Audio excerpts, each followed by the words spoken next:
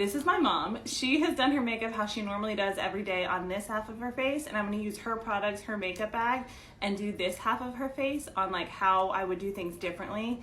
So I thought this would be fun to do together. So she gets her eyebrows tinted, so all she does is puts the Benefit Gimme Brow through her brows. So not much to see here. I'm just going to do the same thing on this side, just run the brow gel through. The only difference that I made is I brush the hairs up straighter, so you can see it almost gives the effect of a little lift here on this side rather than this side, which is just laid down flat. So just kind of made them a little fluffier. Okay, she uses the IT CC cream for foundation, which I love. So tell me how you apply this. So I just put a little on the back of my hand, Okay. and then I put it on with this IT Cosmetics brush. Okay. So when she's applying this, she does a mixture of like patting it in and like stippling it and then rubbing it in, right? Right. Okay, so I'm going to do the same thing. I'm always starting in the center of the face and working outwards because typically we need the most coverage right here. So that'll kind of give you a more natural look. If most of the product's kind of in the center of your face where you need it, and then you thin it and shear it out as you go, that's going to give you the most natural look. Always take it down the neck too.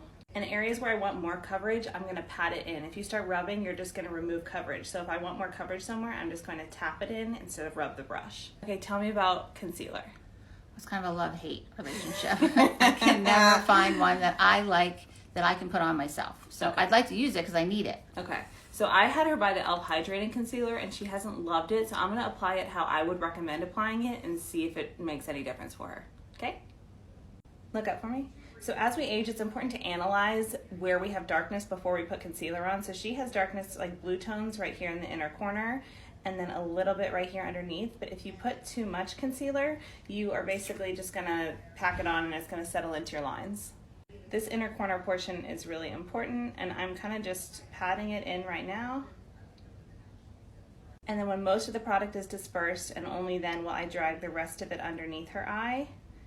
And right underneath the lower lash line, we normally have some darkness as well. So, look straight ahead for me. That looks pretty brightened.